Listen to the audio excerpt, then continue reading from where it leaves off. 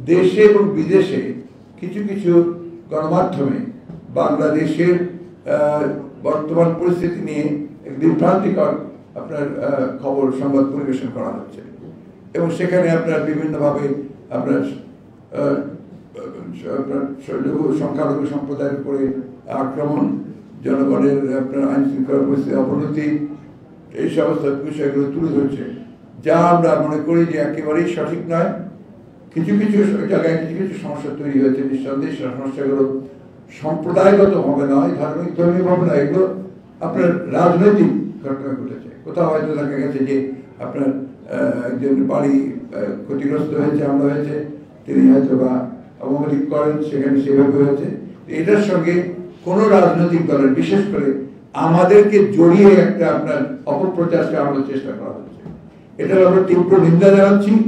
একই সঙ্গে আমরা স্পষ্টভাবে বলতে চাই যে এই ধরনের কোনো ঘটনার সঙ্গে বিএনপি জড়িত নয়, বাংলাদেশের কোনো সুস্থ স্বাভাবিক রাজনৈতিক দল বা ব্যক্তিও জড়িত থাকতে পারে না। এটা সম্পূর্ণভাবে একটা চক্রান্ত চলছে, যে চক্রান্তে বাংলাদেশের অর্জিত যে আমরা একটা স্বাধীনতাই বলবো নতুন করে আমরা অর্জন করছি, সেটাকে নস্যাৎ করবার একটা চক্রান্ত শুরু হয়েছে।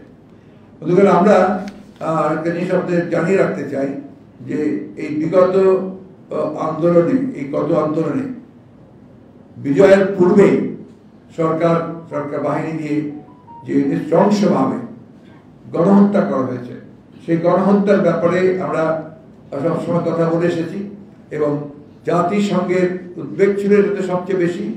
আমরা সিদ্ধান্ত নিয়েছি যে জাতিসংঘের কাছে আমরা এই বিষয়ে একটা নিরপেক্ষ তদন্ত চেয়ে আমরা চিঠি পাঠাবো।